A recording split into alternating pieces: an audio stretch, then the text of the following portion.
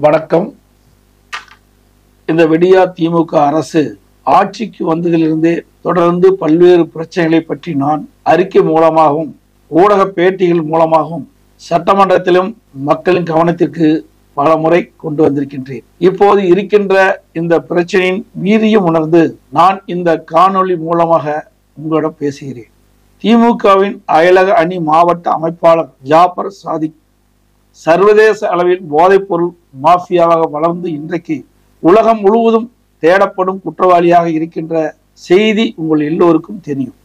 இளைஞர்கள் மற்றும் மாணவர்களை சீரழிக்கும் இந்த போதைப்பொருள் புழக்கம் பற்றி நான் மட்டும்தான் கடந்த 2.5 ஆண்டு காலமாக தொடர்ந்து பேசி வருகிறேன்.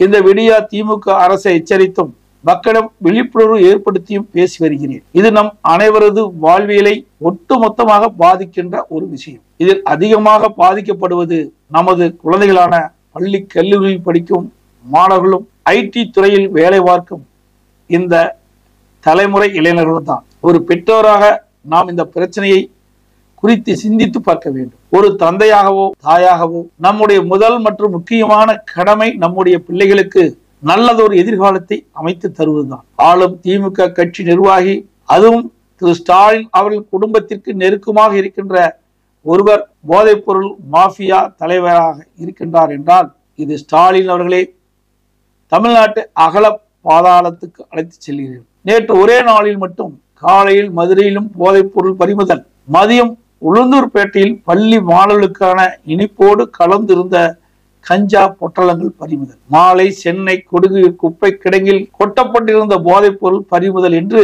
தொடர்ச்சியாக போதைப்பொருள் புழக்கம் குறித்த செய்தியில் தான் நேற்று ஒரே நாளில் மட்டும் 180 கோடி ரூபாய் அளவிற்கு போதைப்பொருள் பறிமுதல் செய்யப்பட்டிருப்பது நாம் வாழ்வது தமிழ்நாடா அல்லது போதைப்பொருள் மொத்த விற்பனை கிடங்கா என்ற கேள்வி ஏற்படுகிறது.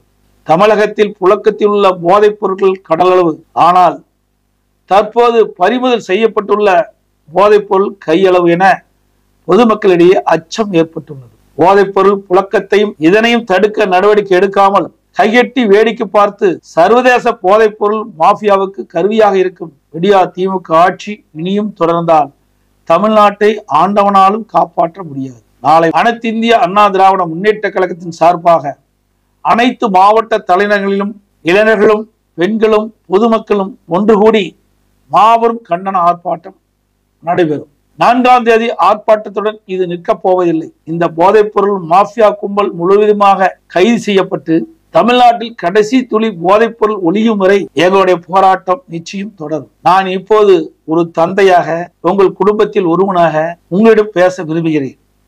அறியா வயதில் தெரியாமல் செய்யும் தவறு வாழ்க்கை முழுவதும் சீரழித்து விடும். அதனால் நாம் பிள்ளைகளை, குறிப்பாக கல்லூரியில் படிக்கும் மாணவர்களோ இது போன்ற போதைப் பொருட்களில் இருந்து காப்பாற்ற வேண்டியது நம்முடைய கடமை. மாணவர்களும் இளைஞர்களும் போதைப் பொருளுக்கு அடிமையாகாமல் விழிப்புடன் இருக்க வேண்டும். பெற்றோர்கள் அனைவரும் உங்கள் பிள்ளைகளுக்கு இது போன்ற போதைப் பொருட்களால் ஏற்படக்கூடிய தீமைகள், பாதிப்புகளை விளக்கி சொல்ல வேண்டும். நம் கழகத்தின் மாணவனி, இளைஞர்கள் மற்றும் இளம்பெண்கள் பாசறை தகவல் தொழில்நுட்ப பிரிவை சேர்ந்தவர்கள் உங்களை சுற்றி எங்கேயும் இது மாதிரியான போதைப் பொருள் புழக்கம் தெரிந்தது என்றால் உடனடியாக காவல்துறையிடம் புகார் தெரிவிக்கும். தமிழ்நாடு காவல்துறையின் மீது எனக்கு இன்னும் கொஞ்சம் நம்பிக்கை இருக்கிறது. புகார் அளிப்பவர்களின் அடையாளத்தை பாதுகாத்து போதைப் பொருட்களை ஒழிக்க இனியாவது தீவிரமாக செயல்படுங்கள் என்று காவல்துறை அதிகாரிகளை கேட்டுக்கொள்கிறேன். இந்த விடியா திமுக ஆட்சி வந்தபோதே இந்த போதைப் பொருள் புழக்கம் விதையாக இருந்த சமயத்திலேயே நான் தொடர்ந்து எச்சரித்தேன். இன்றைக்கு திமுகவை சேர்ந்த நிர்வாகிகளே ட்ரக் மாஃபியாவாக வளர்ந்து இருக்கின்றார்கள். இன்றைக்கு தமிழ்நாட்டில் ரயில் பெட்டிகள் முதல் கார்ப்பரேஷன் குப்பைகள் வரை எங்கு திரும்பினாலும் கோடிக்கணக்கான ரூபாய் மதிப்புள்ள போதைப் பொருட்கள் பொட்டலம் பொட்டலமாக கண்டெடுக்கப்படுகிறது. தமிழ்நாடு மாணவர்களுக்கும் இளைஞர்களுக்கும் உள்ளார்ந்த அக்கறையோடு கேட்டுக்கொள்ளும் ஒரே விஷயம், சே நோ டு ட்ரக்ஸ். தமிழர் உரிமை காப்போம், தமிழ்நாட்டை போதைப் பொருளிலிருந்து மீட்போம். நன்றி, வணக்கம்.